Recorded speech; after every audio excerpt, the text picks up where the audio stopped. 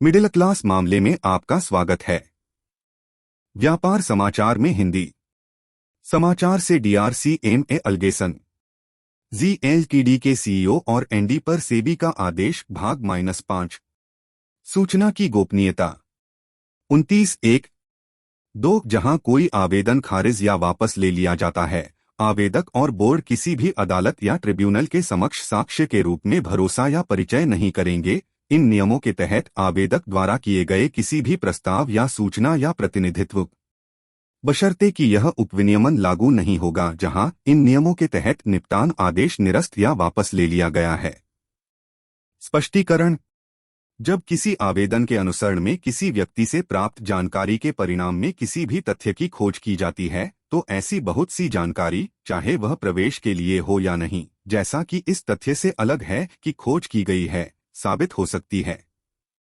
पूर्वोक्त नियमन के एक अनुमान पर यह ध्यान दिया जाता है कि आवेदक द्वारा किए गए किसी भी प्रस्ताव या जानकारी या प्रतिनिधित्व को सबूत के रूप में पेश नहीं किया जा सकता है। किसी भी न्यायालय या न्यायाधिकरण के समक्ष आवेदक इस संबंध में संस्थाओं को प्रस्तुत करने की जांच करने पर यह ध्यान दिया जाता है कि संस्थाओं ने विशेष रूप से प्रस्तुत नहीं किया है कि उनके द्वारा बनाई गई जानकारी या प्रतिनिधित्व क्या था, जिसका उपयोग अंतरिम आदेश में किया गया है। यह पहले से ही रिकॉर्ड पर है कि SCBI ने ZEL के हिस्से पर प्रकटीकरण चूक के संबंध में स्थगन कार्यवाही शुरू की थी, क्योंकि राशि के प्रति ZEL के निर्धारित जमा के 200 रुपये करोड़ के विनियोग के संबंध में 7 एसोसिएट संस्थाओं द्वारा उधार लिया गया।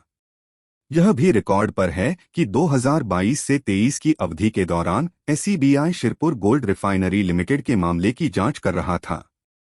3 संस्थाओं अर्थात pan India infra projects private limited, living entertainment enterprises private limited और SCEL corporate resources private limited Shirpur gold refinery limited मामले में संदर्भ खोजें।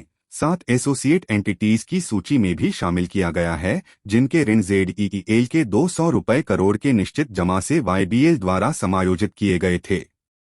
इस प्रकार ZEL के मामले में जांच को शिरपुर गोल्ड रिफाइनरी लिमिटेड मामले में जांच के लिए ट्रिगर किया गया था। ZEL और इकाई संख्या के निपटान आवेदन की अस्वीकृति के साथ मामला 2। इसके अलावा अंतरिम आदेश के निष्कर्ष उनके निपटान आवेदन में ZEL और इकाई संख्या 2 द्वारा प्रस्तुत किसी भी जानकारी पर आधारित नहीं हैं। तदनुसार संस्थाओं का तर्क जो अंतरिम आदेश निपटान आवेदन से एकत्रित जानकारी पर निर्भर करता है, योग्यता से रहित है। 23 संस्थाओं ने यह भी तर्क दिया है कि वे शिरपुर गोल्ड रिफाइनरी लिमिटेड के मामले में पारित आदेश के लिए एक पार्टी नहीं हैं। हालांकि SCBI ने संस्थाओं पर देयता को कम करने के लिए उक्त आदेश पर निर्भरता रखी है। संस्थाओं का विवाद पहले पढ़ने पर आकर्षक लग सकता है, लेकिन अंतरिम आदेश के सावधानी पूर्वक पढ़ने पर यह देखा जा सकता है कि संस्थाओं का पूर्वोक्त विवाद उस संदर्भ पर विचार किए बिना किया गया है जिसमें शिरपुर गोल्ड रिफाइनरी लिमिटेड का संदर्भ है। अंतरिम आदेश में आदेश दिया गया है। शिरपुर गोल्ड रिफाइनरी लिमिटेड का एकमात्र प्रमोटर जयनेया इंफ्रापावर एंड मल्टीवेंचर्स PVT है लिमिटेड, जिनके अधिकांश शेयरधारक एंटिटी न 49.80% और एंटिटी न के भाई 2 श्री अमित गोयन का 49.80%। इस प्रकार इसमें कोई संदेह नहीं है कि company Shirpur gold refinery limited समूह SCEL समूह से संबंधित है। उक्त आदेश में आरोप यह है कि प्रमोटरों के लाभ के लिए संबंधित संस्थाओं का उपयोग करके स्तरित लेनदेन के माध्यम से कंपनी से धन निकाला गया था। तात्कालिक मामले में अंतरिम आदेश में एक अलग और स्वतंत्र प्राइमा फेसियल खोज की गई है कि फंड का उपयोग करके ZEL से निकाल दिया गया है। ZEL के प्रमोटरों के लाभ के लिए स्तरित लेनदेन के माध्यम से जुड़ी संस्थाएं। इस प्रकार दोनों आदेशों में एक समानता है, जो न केवल नियोजित प्रथम दृष्टया योजना के संदर्भ में है, बल्कि उन व्यक्तियों की पहचान में भी है जो सूचीबद्ध कंपनियों की कीमत पर प्राप्त हुए हैं और लाभार्थी एक ही समूह SCEL समूह के थे। इसके अलावा कथित रूप से नाली कंपनियों, जो कथित रूप से लेनदेन को अस्पष्ट करने के लिए उपयोग की जाती थीं, दोनों मामलों में भी आम थीं, जैसे कि Churu enterprises LLP, lemonade capital advisors LLP, Ayati multi trading private limited और एकमर्त ट्रेडिंग प्राइवेट लिमिटेड। इसलिए अंतरिम आदेश केवल शिरपुर गोल्ड रिफाइनरी लिमिटेड को संदर्भित करता है। एक पैटर्न दिखाने का आदेश जिसमें एससेल समूह का हिस्सा बनने वाली कंपनियों के प्रमोटरों को संबंधित सूचीबद्ध कंपनियों से धन की छींटाक्षी करके सूचीबद्ध कंपनियों की कीमत पर लाभ हुआ है। एससेल समूह से संबंधित कंपनियों के शीर्ष पर रहने वाले व्यक्तियों के दोहराव वाले व्यवहार के अलावा कुछ भी नहीं है। किसी भी मामले में अंतरिम आदेश में आने वाले प्रथम दृष्टया निष्कर्ष शिरपुर गोल्ड रिफाइनरी लिमिटेड से स्वतंत्र हैं। आदेश और तथ्यों और परिस्थितियों के अपने सेट पर खड़ा है। इसलिए यह मानने के लिए कि किसी भी पूर्वाग्रह को इस कारण से संस्थाओं को दिया गया है कि order of Shirpur gold refinery limited का संदर्भ है अंतरिम आदेश में योग्यता के बिना किया गया है। 24। अब मैं इस आदेश की शुरुआत में तैयार किए गए मुद्दों की जांच करने के लिए आगे बढ़ता हूं जो मामले के तथ्यात्मक पहलुओं से संबंधित हैं। एलओसी जारी करना। 25। पहला अंक ईबीएल को एंटिटी नंबर 1 द्वारा एलओसी जारी करने से संबंधित है। एंटिटी नंबर 1 ने प्रस्तुत किया है कि एलओसी उनके द्वारा अपनी व्यक्तिगत क्षमता में जारी किया गया था, न कि जेडईएल की ओर से, क्योंकि यह जेडईएल के लेटरहेड पर नहीं है। यह प्रस्तुत किया जाता है कि एलओसी जारी करने के समय वह एक गैर कार्यकारी अध्यक्ष थे जो जेडईएल के प्रबंधन में शामिल नहीं था और जेडईएल के बैंकिंग बटा वित्तीय संचालन के लिए एक अधिकृत हस्ताक्षरकर्ता भी नहीं था। इसलिए उसके द्वारा जारी किया गया कोई भी एलओसी किसी भी तरह से जेडईएल पर कोई दायित्व नहीं दे सकता है। 26।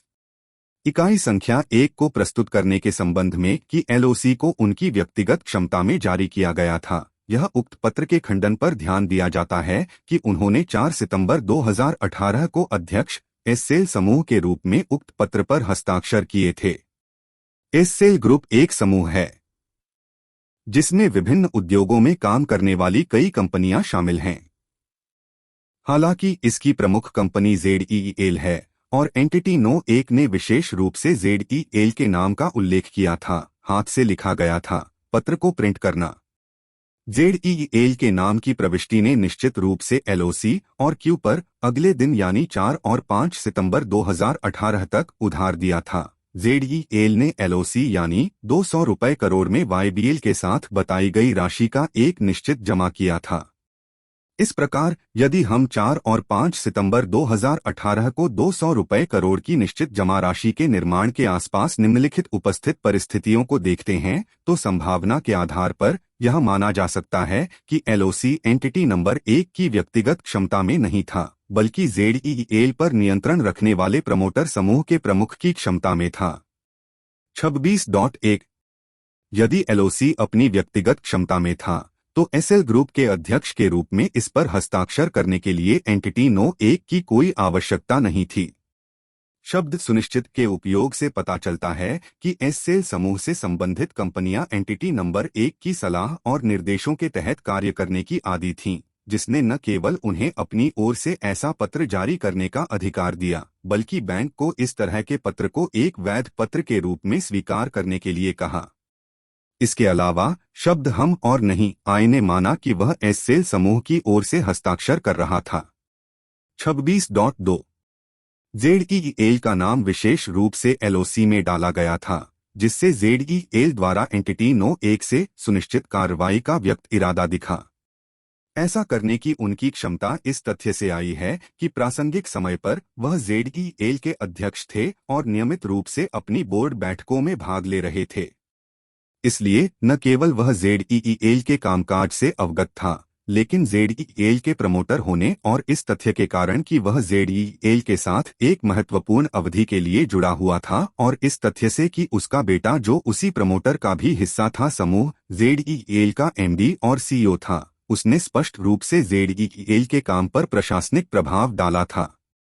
26.3 हालांकि जेडईएल के लिए अपने व्यवसाय के सामान्य पाठ्यक्रम में निश्चित जमा करना स्वाभाविक होगा, लेकिन दी गई स्थिति में इकाई संख्या द्वारा एलओसी का लेखन 4 सितंबर 2018 को जेडईएल के विशिष्ट संदर्भ के साथ 200 रुपए करोड़ की राशि के लिए एक और इसी तरह ZEL अगले दिन तक ठीक उसी राशि का निश्चित जमा कर रहा है। दिए गए तथ्यों और परिस्थितियों में एक पूर्वसर्ग पर संभाव्यता के आधार पर यह दर्शाता है कि उक्त निश्चित जमा को बनाने का अनुमानित कारण इकाई संख्या द्वारा लिखित LOC था। 1. कृपया वीडियो को लाइक करें। कृपया चैनल को सब्सक्राइब करें। कृपया वीडियो को अपने दोस्तों और रिश्तेदारों के साथ साझा करें। देखने के लिए धन्यवाद।